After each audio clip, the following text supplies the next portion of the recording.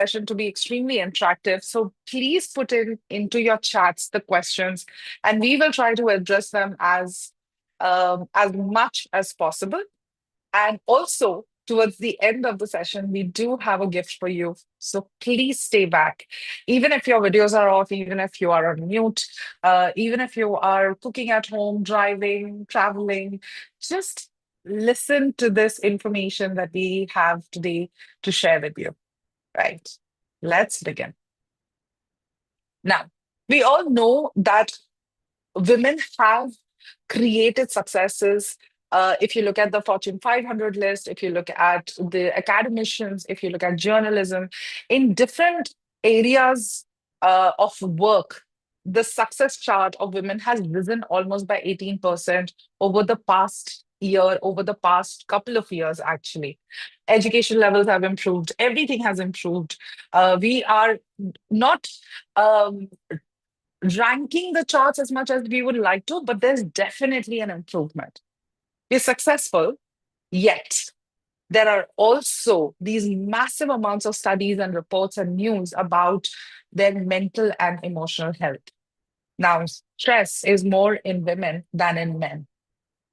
Hormonal imbalances, sleep disturbances, anxiety, depression, so on and so forth. The list goes on and on and on. Now, why is that happening? There is success, there is celebration. Yet, there is also a lot of burnout and exhaustion and tiredness.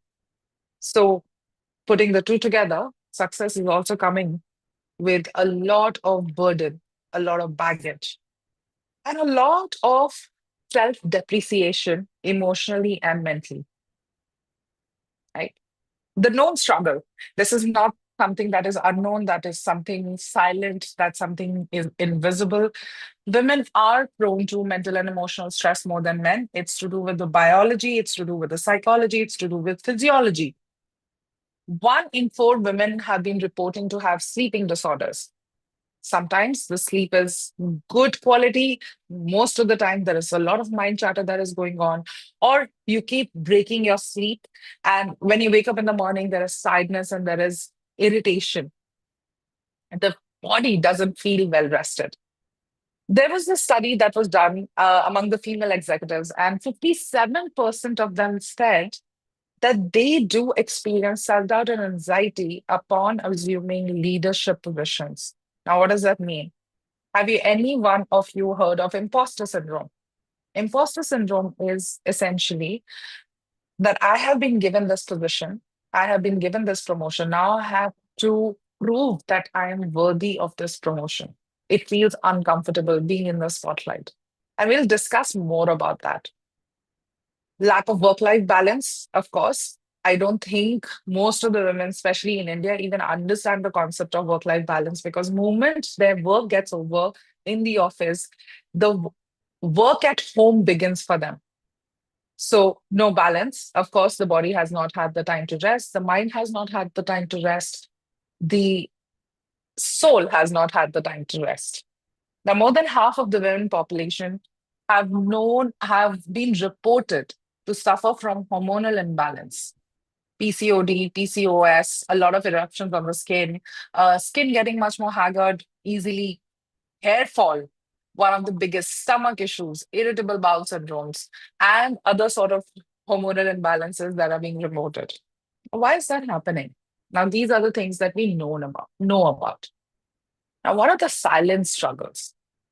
So, all the lists that I just told you, all the primary symptoms that I told you are symptoms. There is an undercurrent to it. There is an entire emotional landscape underneath it, which is showing up as anxiety, exhaustion, tiredness, fatigue, sleep disorder, hormonal imbalance, so on and so forth. So, what are these silent nitpickings? What are these silent symptoms? Now, before I go into the symptoms one by one, I would like to discuss the three type of stereotypes.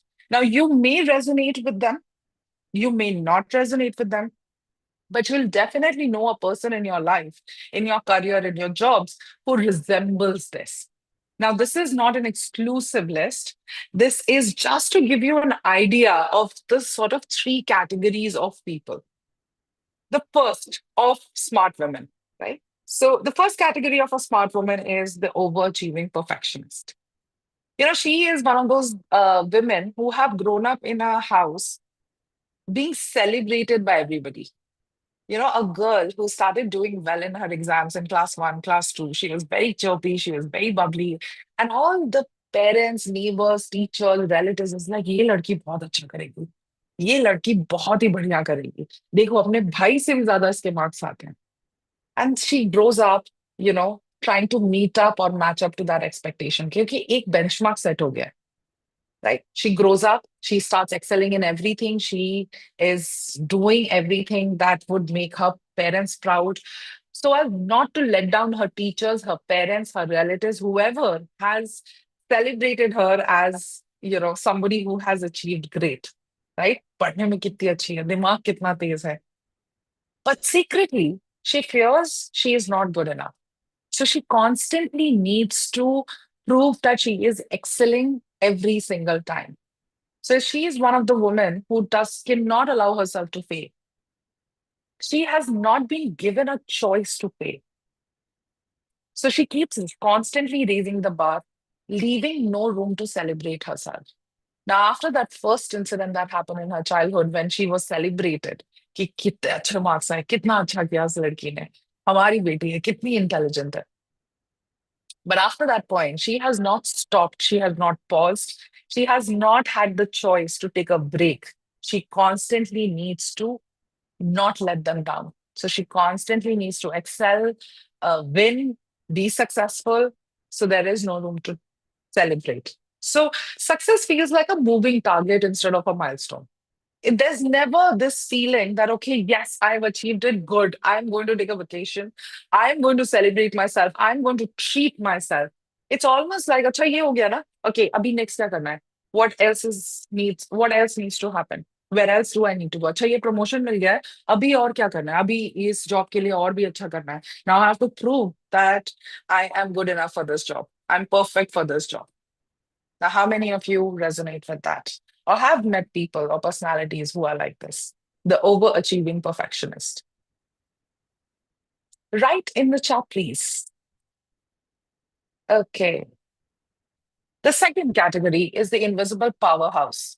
Now, these are the women at work or at home who are the force behind major wins. They do everything behind, one of those team members who do all the work, or one of those women at home who put everything together, but they do it silently.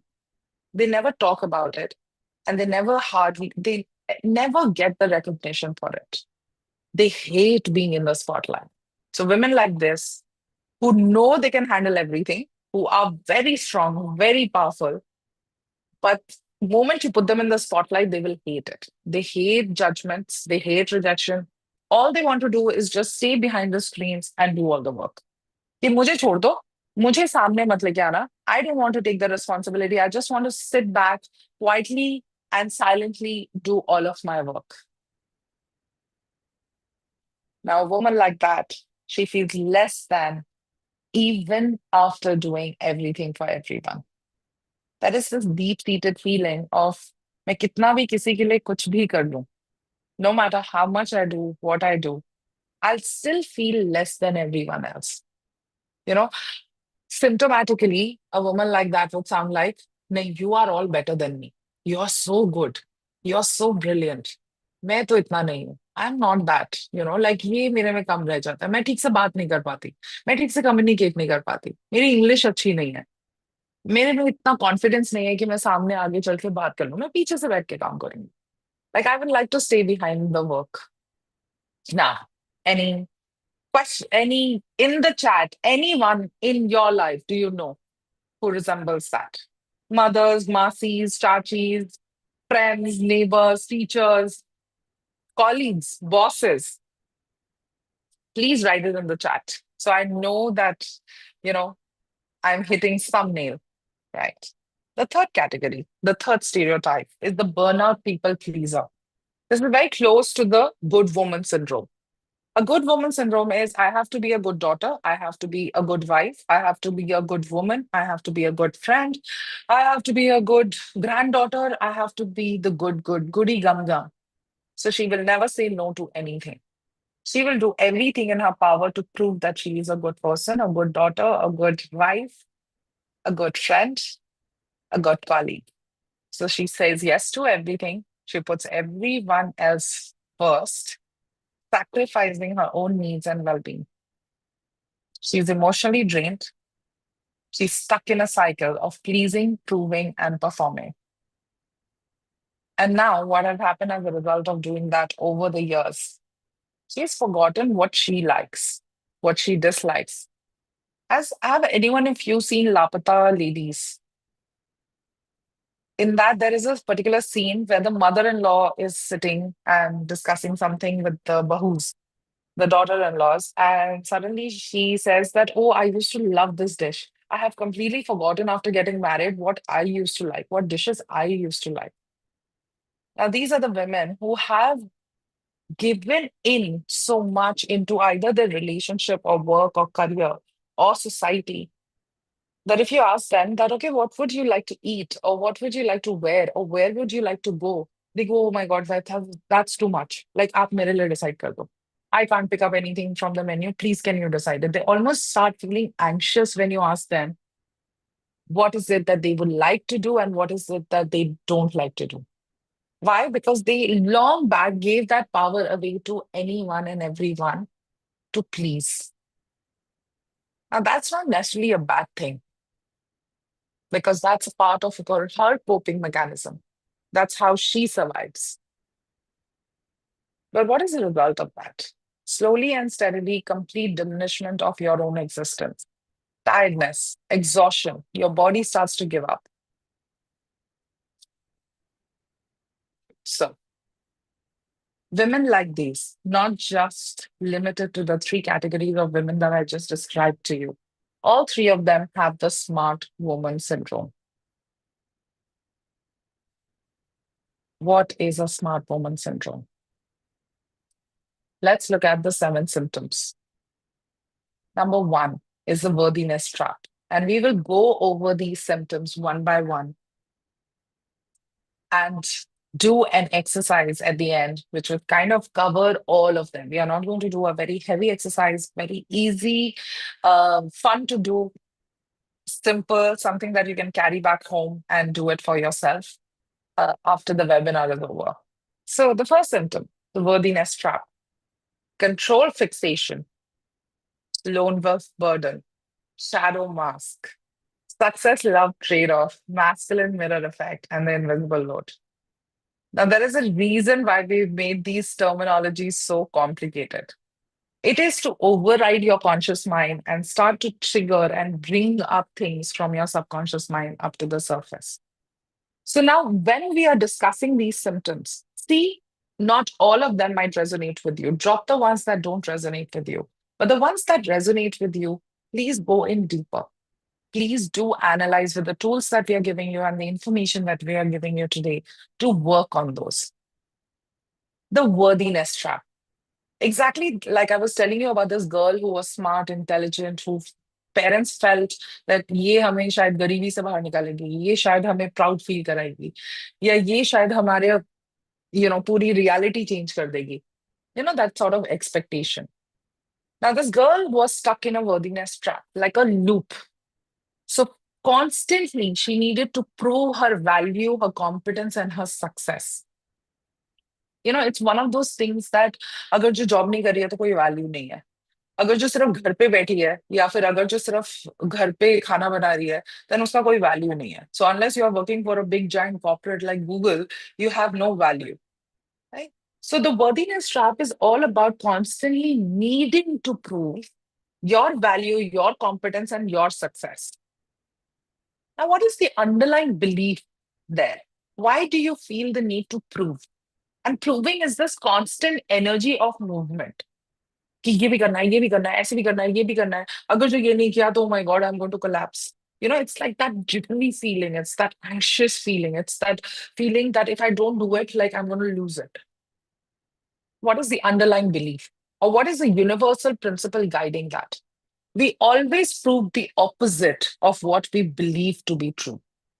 Now, I'm going to repeat that. We always prove the opposite of what we believe to be true. What does that mean?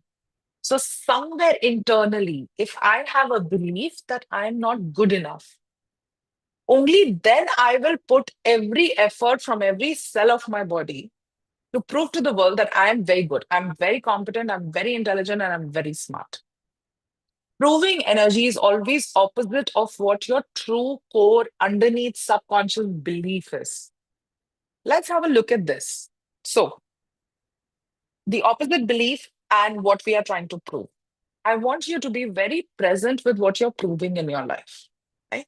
So, for example, if you're proving to be very smart and successful, कि रिश्तेदार आके बोलेंगे कि हाँ कितनी smart है कितना successful है या इन लॉज आके बोलेंगे वाह तुम तो काम करती हो कितना स्मार्ट कितना successful or your friends will go and I was like, oh my gosh, she's so smart and she's so successful. Please know that that proving that you're doing, there is a core belief inside, like that of a 5-year-old girl or a 6-year-old you or a 7-year-old you, which has made a conclusion that I am not good enough or I am a failure.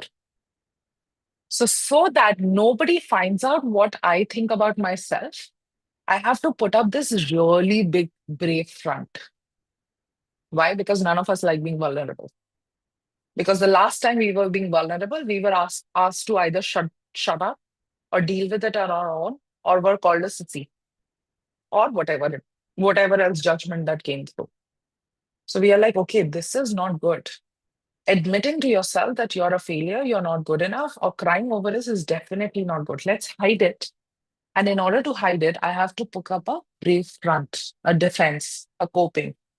So I will prove to the world now that I am very smart and I'm very, very successful. Now, there is a difference here. When you're choosing to be smart and successful, it will never be exhausting for you. You will be able to do that and achieve that result following your passion, following something that you're truly good at, something that comes to you with ease. For example, we had a girl who was very, very good with numbers, extremely good with numbers. Like her calculations would be like this, right? And she was in the banking sector and a lot of exhaustion, a lot of stress, a lot of anxiety, quit her job, sat at home, 2 years went into depression. We looked at her space, we did a personal session, personal intervention with her, and realized that, okay, all this while she was trying to prove that she's very good with numbers. She's excellent with numbers. When we actually asked her, she said that, no, ma'am, in maths, I had flunked once. I was so bad because my mother made me stand outside in the sun as a punishment. Summer, June and July in Delhi made me stand outside in punishment.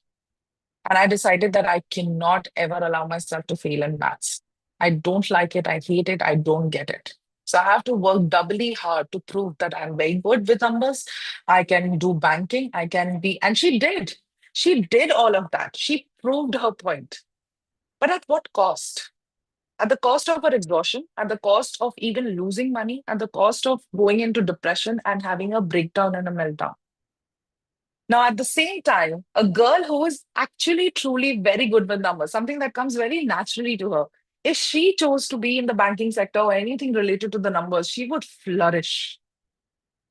Now, the point here is that half of us don't know what we are truly good at. And most of the time, we don't value what we are truly good at. कि अरे ये तो सबको ही आता होगा. Say something like organizing your cupboard. If that comes naturally to you, that you like your cupboard to be organized, you would think कि अरे इसको करने के लिए कौन पैसा देगा? ये तो सबको ही आता होगा, इसमें क्या बड़ी बात है? Why? Because it comes with ease to you. Same, talking to people. Oh, that comes to me with ease. Like ये तो सबको ही आता होगा, ये तो सभी कर लेते होंगे, सबसे बात और normally बात. No, but that's how you become a passionate HR person or a PR person. Now, most of us don't value the things that come to us with ease. Instead, what we try to do is go into the proving. कि अभी मुझे prove करना है कि I am good with numbers. अभी मुझे prove करना है कि I am smart, I am successful. Proving will always lead to exhaustion and tiredness.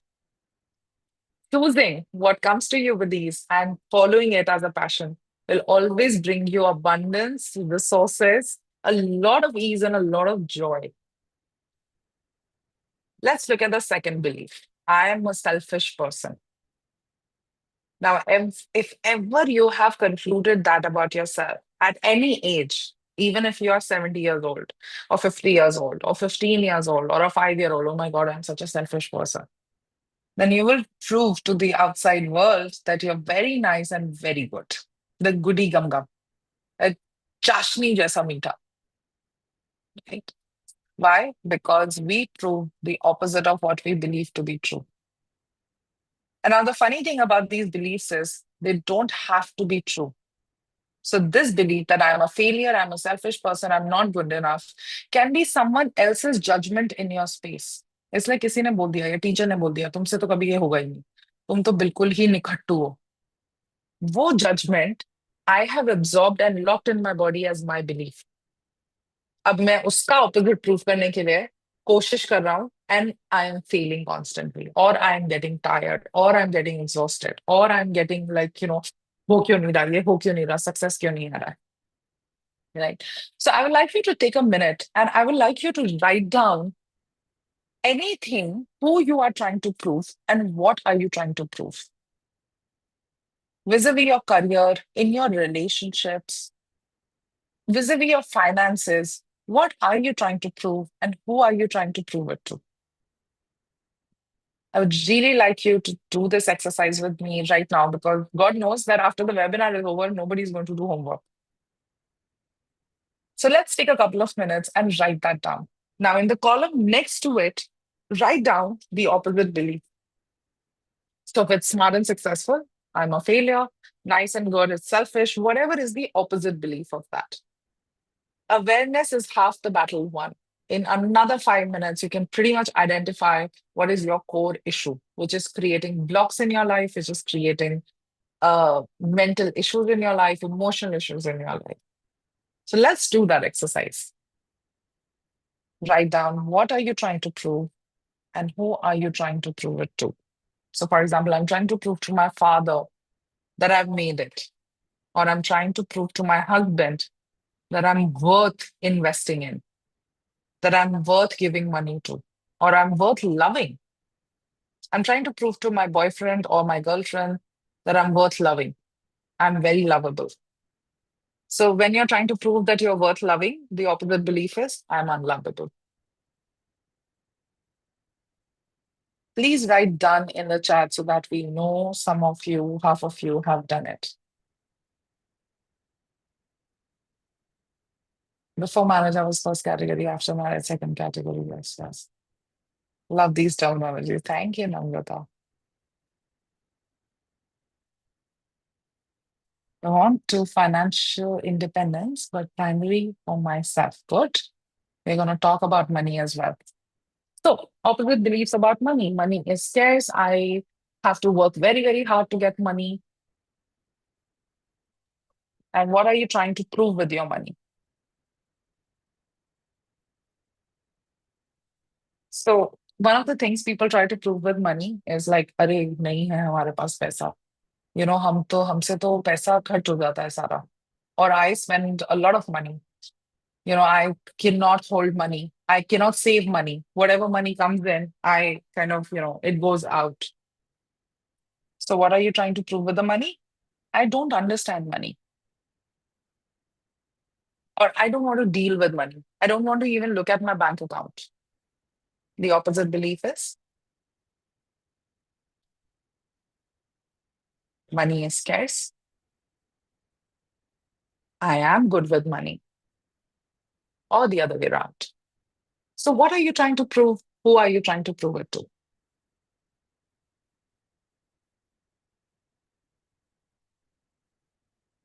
Please write in the chat once you've done.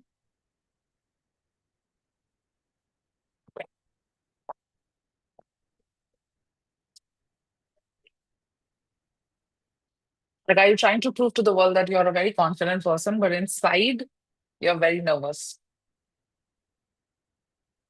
You're trying to prove to your mother that you're a very good daughter, but inside you are just tired, exhausted, irritated to another level.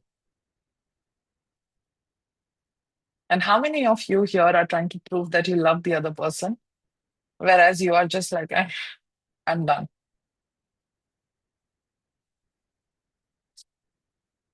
Okay, let's move to the second symptom, the worthiness trap. This, sorry. Oh, it went back. Sorry.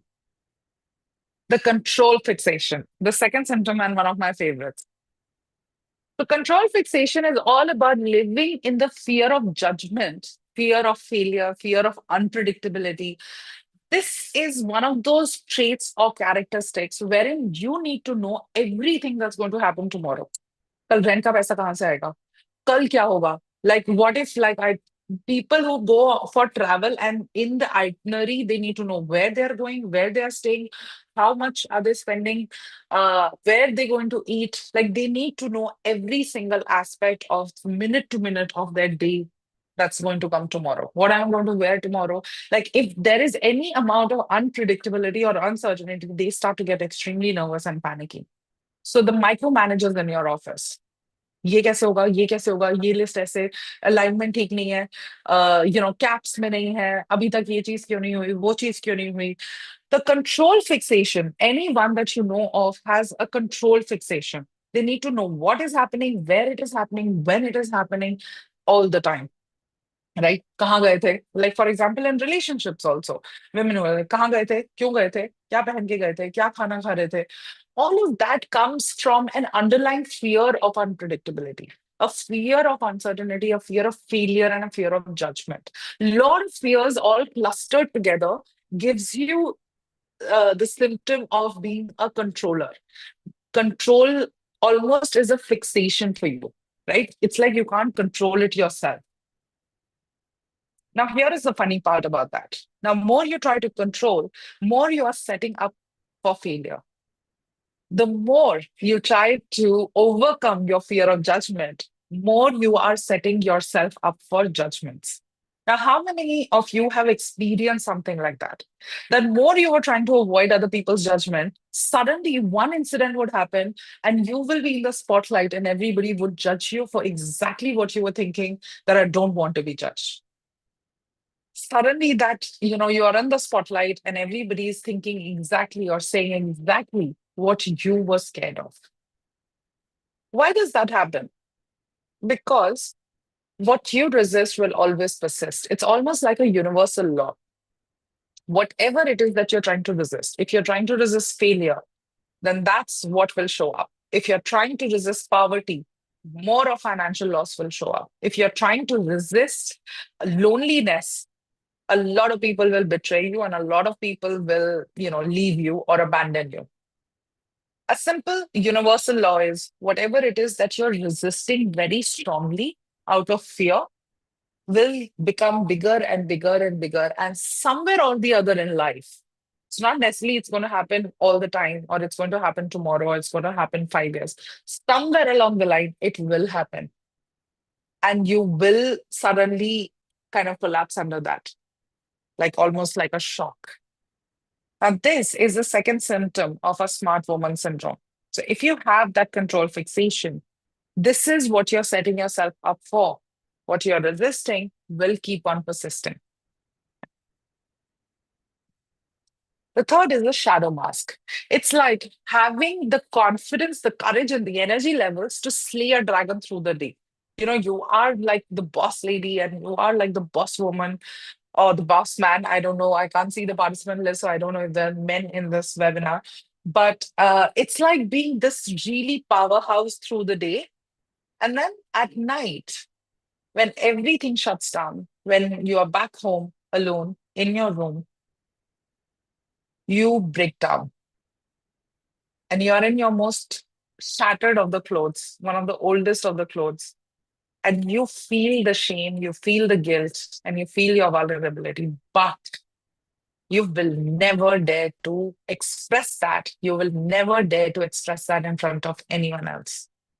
The shadow mask is like when the shadow of that confidence of everything that is dropped down, there comes a girl who is just tired, who is just sad and lonely and feeling extremely vulnerable and wants to be hugged and wants to be taken care of and wants to be nurtured in that sense. How can a person or a personality like that admit to the world that she just wants to be hugged and she wants to be taken care by a man? So when we put up that shadow mask, those vulnerable parts of us, those shameful parts of us, those guilty parts of us, those angry parts of us that don't match our day personality start to become hidden, suppressed, or repressed. Now, here's the truth about that. If you are suppressing it, if you're hiding it, if you're avoiding it, you cannot change it. So, over a period of days, weeks, months, it starts to grow. It's like a bitterness in the system, or it starts to grow in its intensity and starts showing up in the body in the form of illness or disease. So, repressed pain and guilt starts showing up in the sacral area, which is your reproductive organs. A lot of PCOD, PCOS cases. This is the root cause of that. A lot of suppressed anger will start showing up as a discomfort in your liver. So, fatty liver, liver enlargement, grade 1, grade 2, grade 3. There's a lot of suppressed anger. A lot of suppressed grief is your lungs and your upper back pain.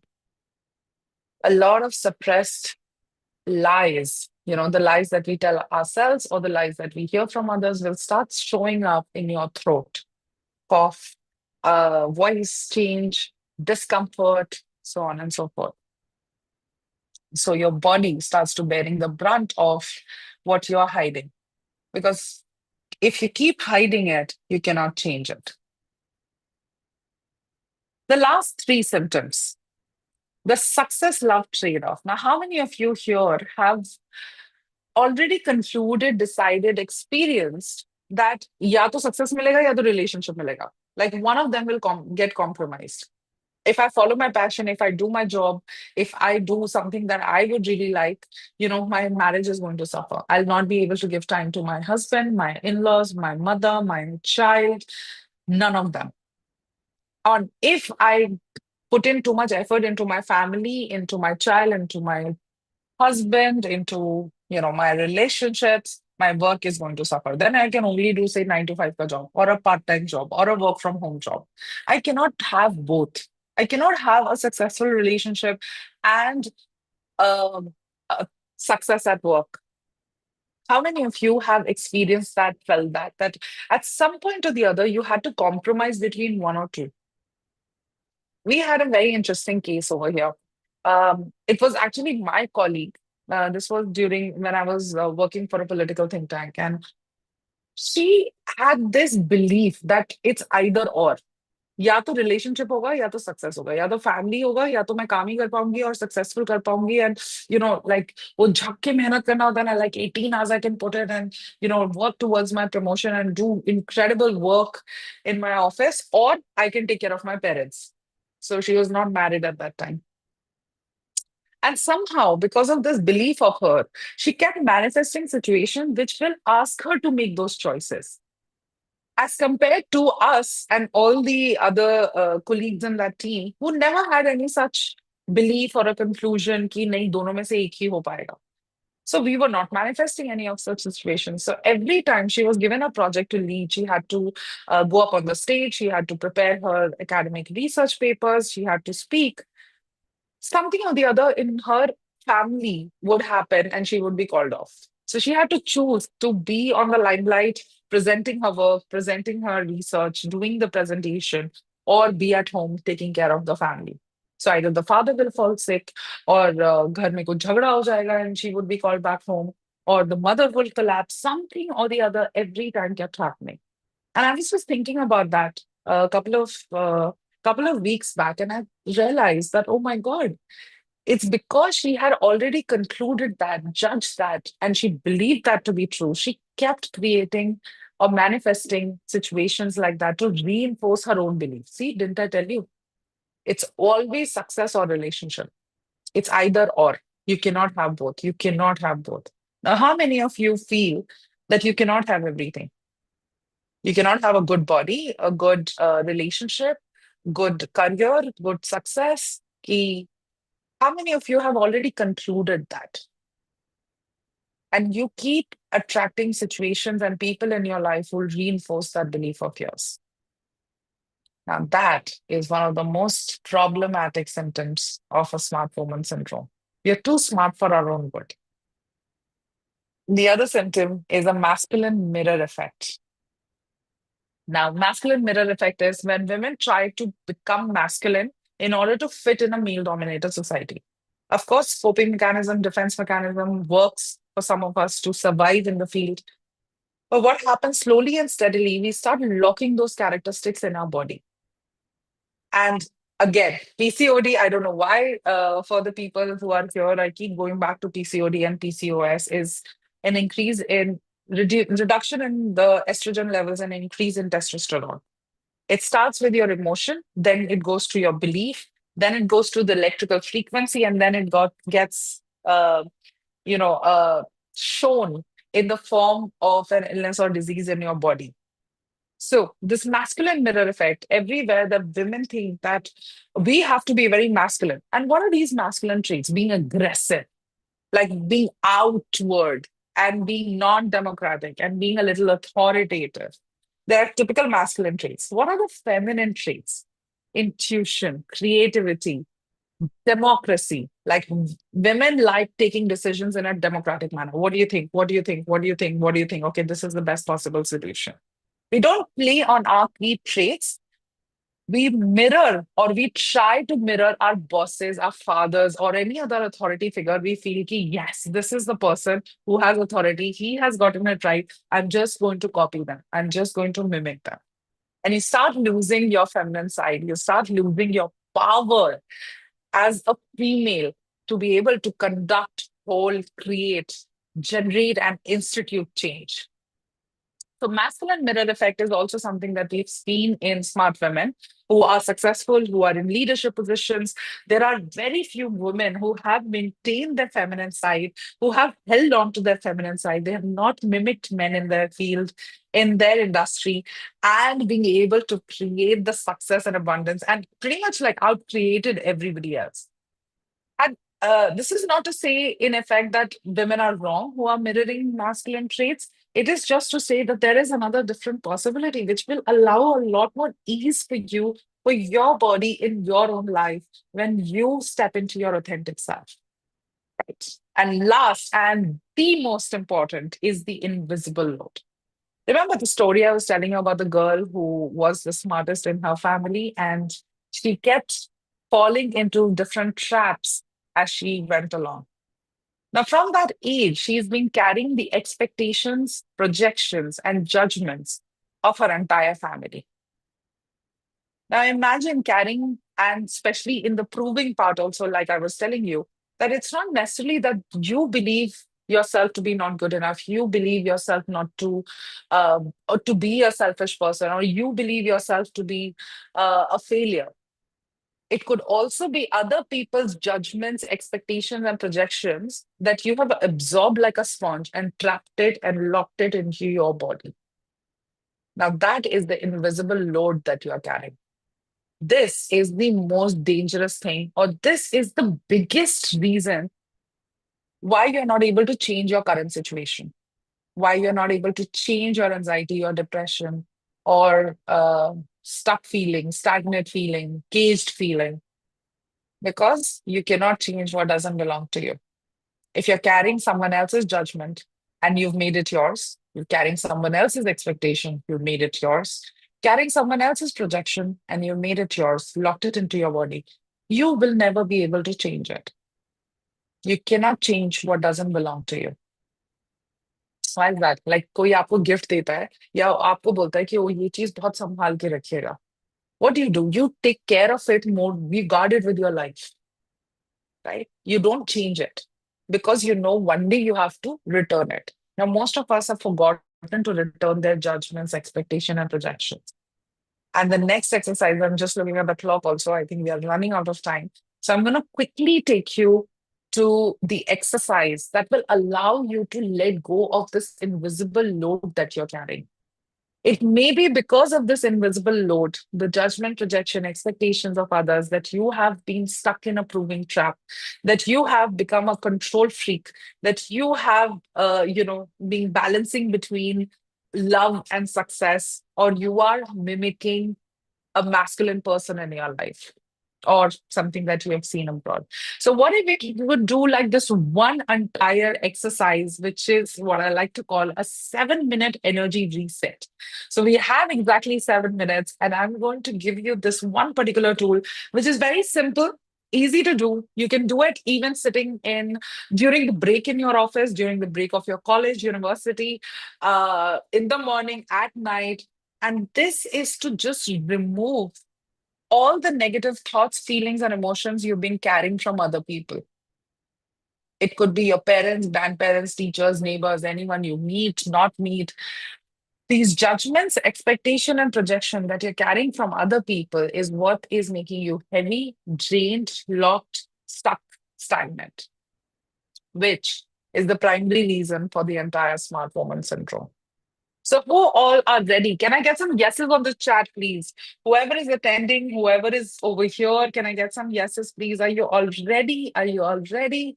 Can you get some yeses, please? Yes, Archana. Okay. Yes, Gauravi. Yes, Swati. Come on, come on, come on. Let's wake up. Divan, Vibha. Namrata. Yes, yes. Awesome. Excellent. Okay, so in the 7 minute energy reset, it's small guided visualization. What we are essentially going to do is return all of thoughts, feelings, and emotions or judgments, expectation, projection from our body towards whoever it belongs to. Now, you don't need to remember, you don't need to recollect who actually it belongs to. Moment you give a command, your body will start releasing. Now, it's an equal energy exchange. So, when we absorb other people's thoughts, feelings, and emotions, we also give out our own authentic internal energy. It's an equal barter system. So if I bring in 50% of other people's judgments into my body, then I give out 50% of my original authentic energy, which is always positive in my space. So in this exercise, what we're going to do, we're going to face people that we feel judge us a lot. We are going to return their judgments, expectations, and projections and bring back our own original authentic energy, which is always positive, which is always true for us, which is always original for us. Are we ready? And I'm going to guide you to that state. Yes. All right. So close your eyes and take a deep breath. Take a slow, deep breath and feel your body as much as possible.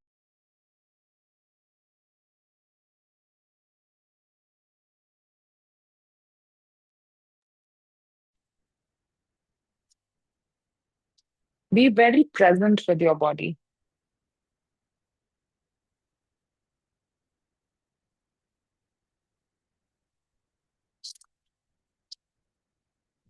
As you take another slow, deep breath, go into a room in your mind where you feel completely safe and comfortable. It could be a real room or an imaginary room. Go into a room in your mind where you feel completely safe and comfortable. Shut the door, close the windows, draw the curtains.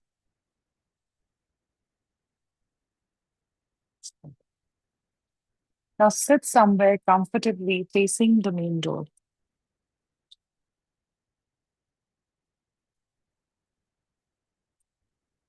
Excellent. Now, through that door, follow all the people whose judgments, expectations, and projections you've been carrying. The door slowly opens.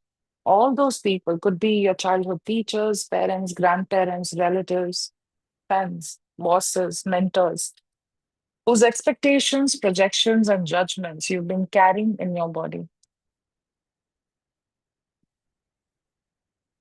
See how many of such people come in. 10, 20, 30, 100. Make the room bigger if need be to accommodate all of those people.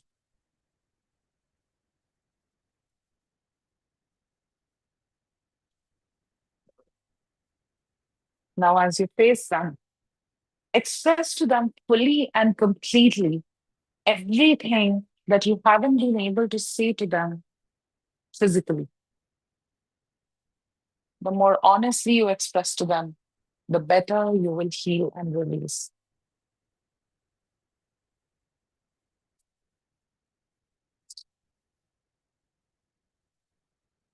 Hold no bar. Express fully how you have been feeling drained, tired, exhausted, angry, sad. Take your time.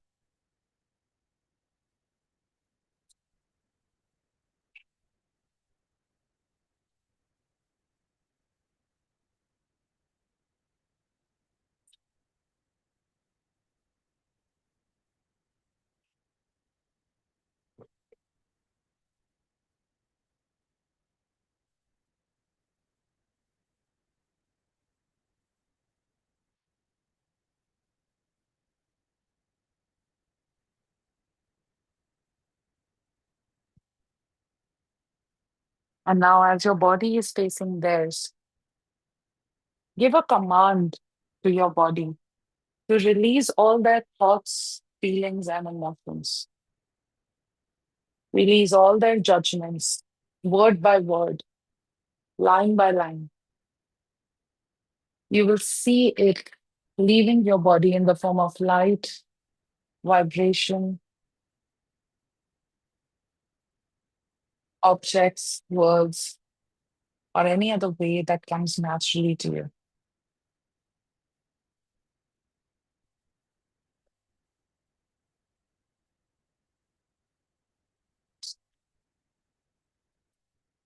Take a deep breath in and breathe it out through your mouth with an intent that you're releasing all the judgments,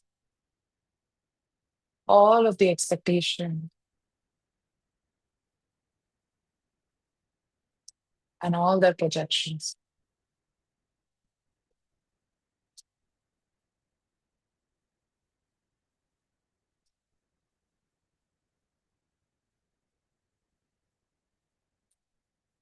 When you have fully released it, take one more deep breath and breathe out through the mouth.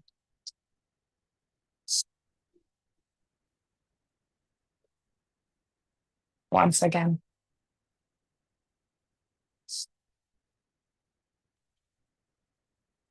one last time.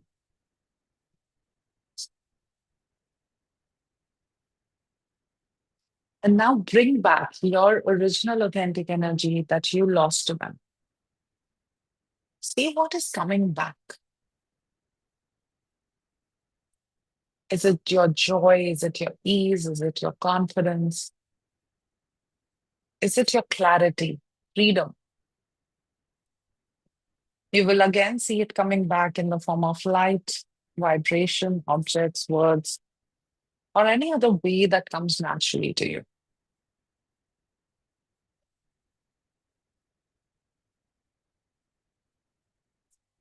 Soak it in like the winter sun on your body. Watch it seeping into your skin, your muscles, your tissues. It's entering into your bloodstream and circulating to each and every cell of your body.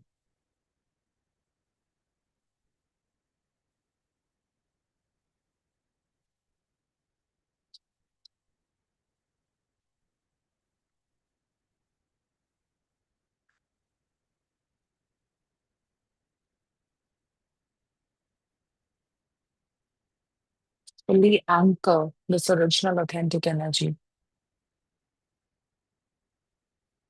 Send all of them back into their bodies. Watch them as all of them leave the room one by one.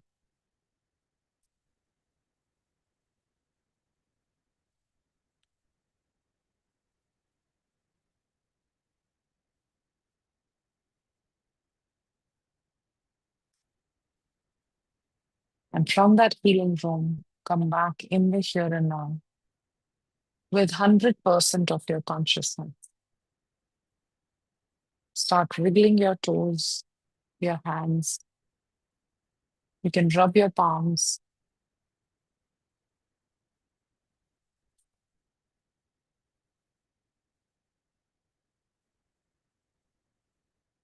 Place them on your face.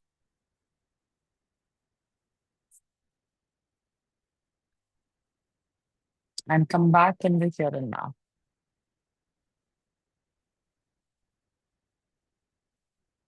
Welcome back, everyone.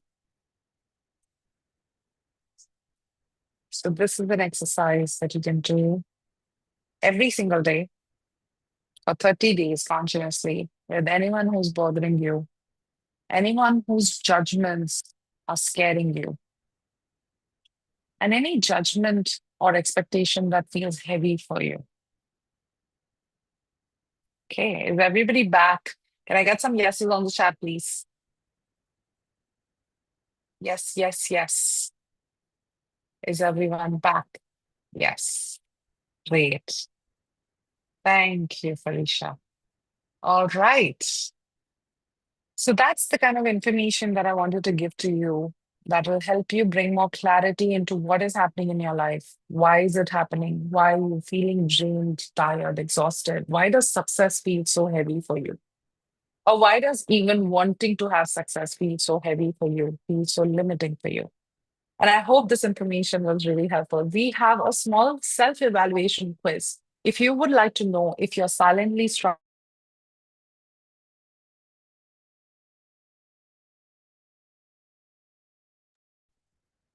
Vibha, is Sonali frozen?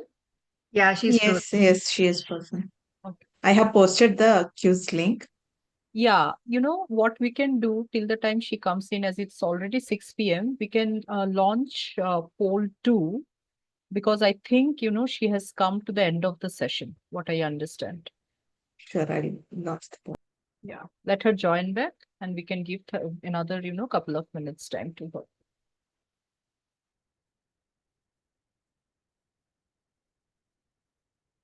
Once she joins, please tell me, that she has joined back. Yeah, she is here. yes, I've joined back. Hi, Sorry. Sonali. I have just Hi. asked them, to launch the poll too.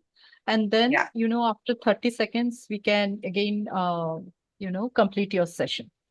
And we Oh, have posted your form link in the chat box of the emotional resilience quiz.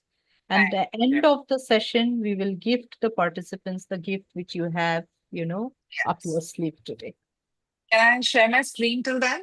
Yes, please. Yeah. There's just a bit left. So the self-evaluation quiz that has already been posted on your chats, on your Google chats, sorry, Zoom chats, is to see for yourself how emotionally resilient are you.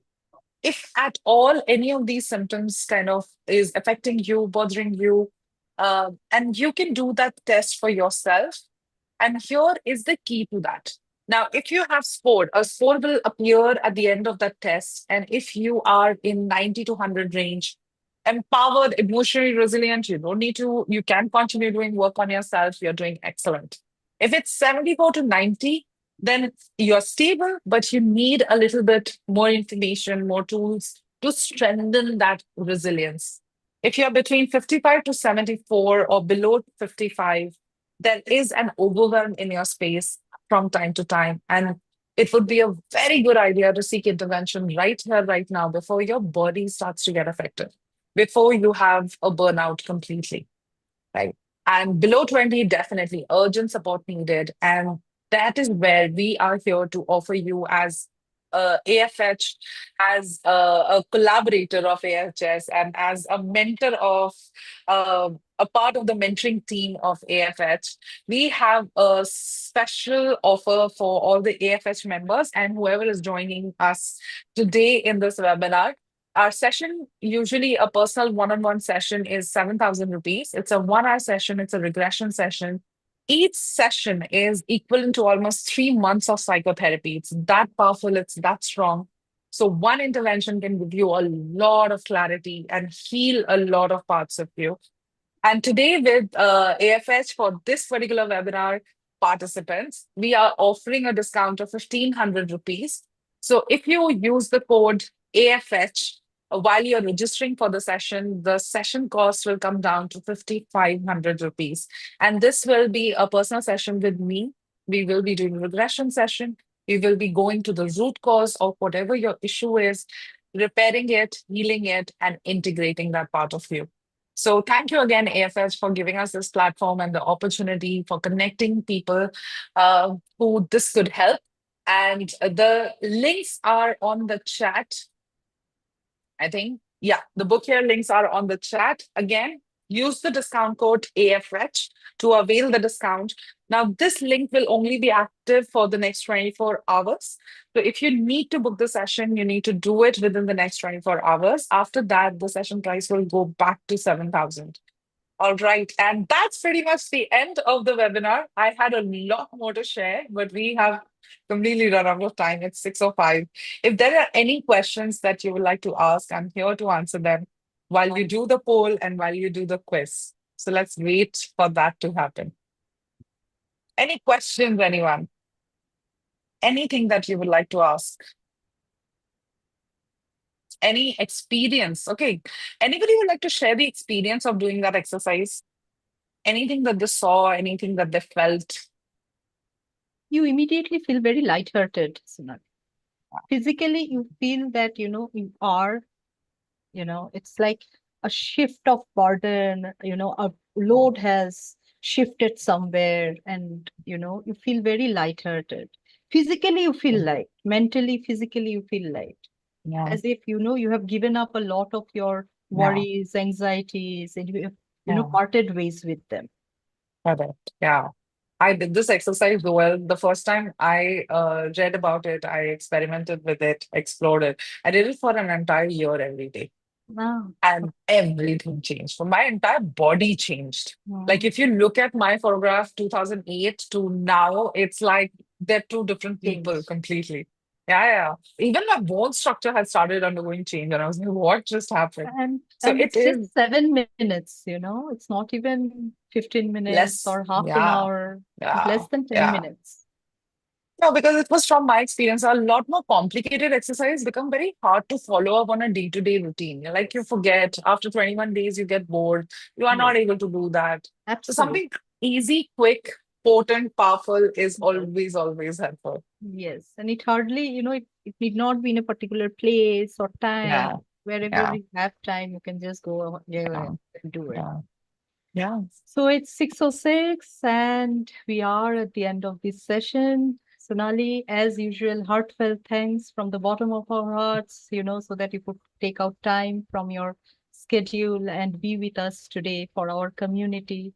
And it Mhm. was very refreshing as usual. Whatever Thank you you. hear from me, you'll find it repetitive, So, but those are all heartfelt words. And Okay. I'm sure if every one of us are given a scope to speak a few words on the session, they would resonate with my, feelings and emotions. So Okay. thank you once again, Sonali. Thank you for being with Thank you. us. Be a mentor, be a guide to AFH, and we will always look forward, to more such sessions from your end. Before I plug off and the session comes to an end, I would announce that the next session is on Rooted and Radiant, a daily yoga practice for mental clarity and calmness on 28th of May from 5 p.m. to 6 p.m. because the mental health month is going on and we are here to take care of the mental health of our community as well. So thank you. Have a very lovely evening. Before I end, once again, thanks to Sonali, my teammates, Farisha, Bibha, and Suganya, my leadership team, Madhura, Ruchita, and Bhavesh for their constant guidance, support, and help whenever we reach out to. Thank you and have a very good evening. Namaste. Thank you so much. Thank you, everyone. Have a great weekend. Thank you.